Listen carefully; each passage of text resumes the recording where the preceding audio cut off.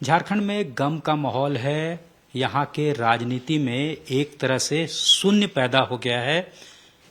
झारखंड आंदोलनकारी और उसको लीड करने वाले पुरोधा, जो स्पीयर हेड जिन्होंने किया था अलग झारखंड आंदोलन को, शिबू सोरेन नहीं रहे। महाजनी प्रथा के खिलाफ भी जमकर आंदोलन चलाया था।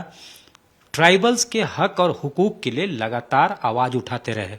इस वक्त हमारे साथ खुद मौजूद हैं विधानसभा अध्यक्ष रविंद्र महतो जी। संथाल परगना से ही आते हैं, करीब से देखा उनको राजनीति करते हुए।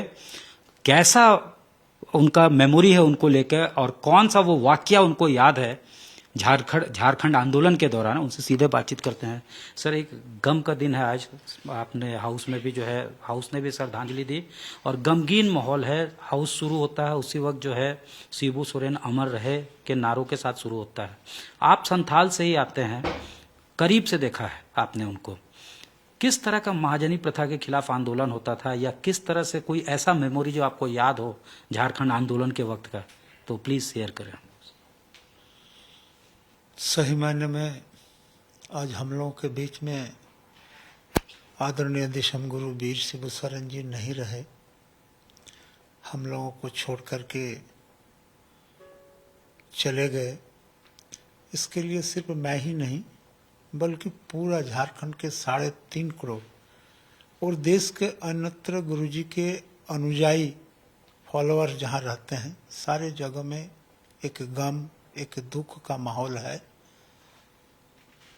और मैं समझता हूँ कि राजनीति में विशेष करके एक अध्याय, एक काल का समाप्त हो गया। शुरुआती दौर में गुरुजी दबे कुचले, शोषित, पीड़ित,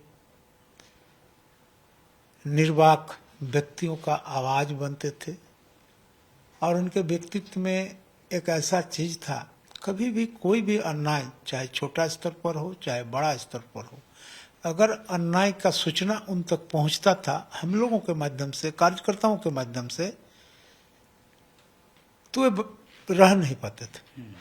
छोटा सा छोटा काम में वो तुरंत वहां चल पड़ते थे और उस अन्याय का विरोधिता करते थे और प्रतिकार करवाने का दिशा भी तय करते। 3 दशक से आप साथ रहे, कुछ ऐसा याद हो जब आप भी साथ रहे हो, जंगल का उनका कुछ, या फिर जैसे कोई एक ऐसा कोई केस जिसमें कि उन्होंने जो है बढ़ चढ़ के कुछ किया हो आपके साथ, आप भी साथ रहे? बहुत सारा कार्यक्रम हम लोग गुरुजी के निर्देश पर, गुरुजी के साथ रह करके करने का मौका हम लोगों को मिला था। और यहाँ तक कि विधानसभा में भी गुरुजी के मुख्यमंत्रित्व कार्यकाल में भी हम सदस्य के रूप में भी उपस्थित थे। जब 1995 में झारखंड एरिया ऑटोनोमस काउंसिल बना और गुरुजी अध्यक्ष हुआ करते थे, उस समय भी जैक का मेंबर हम हुआ करते थे। और उनके आंदोलन का कई पहलू, जैसे हमारे क्षेत्र से सटा हुआ देवघर जिला का चित्रा एक कॉलियरी है, हमेशा आंदोलन होता था। गुरुजी के नेतृत्व में हम लोग साथ रहते थे और वहाँ के जो मजदूर है, वहाँ के जो शोषित लोग हैं, जिन लोगों का जमीन कोलियारी में चला गया, जिनका भुगतान नहीं हो पाया था, लोग दर बदर भटकते थे। गुरुजी के कान तक जब ये बात आता था तो हम लोग उसके विरोध में एकत्रित होते थे और आंदोलन करने का काम करते थे। उस समय गुरुजी का एक रहने का जगह सिमोलगढ़ा भी था। और इसी तरह ये सिमोलगढ़ा सर कहाँ? सिमोलगढ़ा देवघर जिला में हुआ, जो बगदाह के बगल में है। जामताड़ा और देवघर जिला सटा हुआ जगह है सिमोलगढ़ा। वहाँ भी उनका रात्रि विश्राम करना होता था। जामताड़ा में भी उनका बहुत समय आंदोलन को संचालित करने के क्रम में रात्रि विश्राम होता था। कभी कभी हम लोगों का क्षेत्र में भी, नाला कुंडहित में भी, चुनाव के दरमियान हो या आंदोलन के दरमियान हो जाने का काम करते थे, रात्रि विश्राम करते थे कार्यकर्ताओं के साथ रह करके। और बड़ी सादगीपूर्ण जीवन उनका था। खाने पीने में भी बहुत वैभवता नहीं था, साधारण खाना पीना, वेजिटेरियन। हाँ, और ऐसे भी आप जानते हैं कि वो एकदम विशुद्ध शाकाहारी जीवन यापन करने वाले व्यक्ति थे।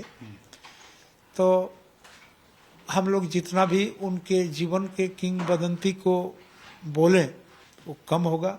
और विशेष करके आदिवासी समाज के अंदर और दलित वर्ग के अंदर, पिछड़े वर्ग के अंदर, माइनॉरिटीज के अंदर इनके प्रति प्रगाढ़ विश्वास था कि हमको गुरुजी के पास पहुंचेंगे तो हमारा समस्या का निदान होगा और समाधान होगा। सर, एक हमने देखा है, हम लोग भी देखते थे कि सिंबॉलिक तौर पे नगाड़ा ढोल बजता था जब कोई मीटिंग हो या फिर मोबिलाइज करना है, लोगों को बुलाना है, तो इस तरह का कुछ होता था। उनका दृढ़ विश्वास था कि नगाड़े के ध्वनि जैसे ही गांव घर में गूंजता था वैसे ही लोग पूछने का प्रयास करते थे जी किस लिए नगाड़ा बज रहा है। तो लोगों को पता चलता था कि यहाँ गुरुजी आ रहा है, इसलिए सारे लोग गुरुजी को देखने के लिए, उनको सुनने के लिए एकत्रित होते थे और लोग जुटते थे। और हम लोगों का भी पर आदेश रहता था कार्यकर्ता पर, कहीं भी जाओ, कोई भी मीटिंग में जाओ, खाली हाथ मत जाओ, सारे लोग ढोल नगाड़ा के साथ जाओ और अपना आवाज को ऊंचा करने का काम करो। ये सब उनका निर्देश होता था। नगाड़े के आवाज से बहुत तरह का बात होता था कि नगाड़ा का आवाज होने से बहुत अशुभ शक्ति जो है वो दूर भागता है, शुभ शक्ति जो है वो सामने आता है और शुभ शक्ति की प्रेरणा से हम लोग अच्छे काम का निष्पादन कर सकते हैं। ठीक है, हमसे बात करने के लिए सर बहुत धन्यवाद। चलिए, आपको बहुत बहुत धन्यवाद कि इन तथ्यों पर आपने सुना। स्पीकर साहब, साफ तौर से कहना है कि विशुद्ध शाकाहारी गुरुजी तो थे ही, गरीबों के आवाज थे, जो शोषित था उसके खिलाफ वो लड़ते थे। आंख में ही शोषण के खिलाफ आग था उनके, और वो हर बार उनके ट्रेट्स और पर्सनालिटी में दिखा। और यहाँ के जमीनी चीजों से बहुत लगाव था। ढोल नगाड़ा जो यहाँ के कल्चर को सिंबलाइज करता है, उसका इस्तेमाल किया जाता था जब मीटिंग होता था। लोगों तक ये सूचना पहुंचानी होती थी कि शिबू सोरेन आ रहे हैं, दिसोम गुरु आ रहे हैं, तो ये एक तरीका होता था। और ढोल नगाड़ा, जैसा स्पीकर रविंद्र महतो जी ने बताया कि अशुभ का नाश करने वाला होता है, इसलिए भी उसका इस्तेमाल किया जाता था। और ट्राइबल समाज में ये उनके जो कल्चर होता है, उसका संस्कृति का पहचान होता है, लिहाजा उसका इस्तेमाल किया जाता था उस वक्त मोबिलाइज करने के लिए, मीटिंग करने के लिए, अलग झारखंड राज्य आंदोलन को आगे बढ़ाने के लिए।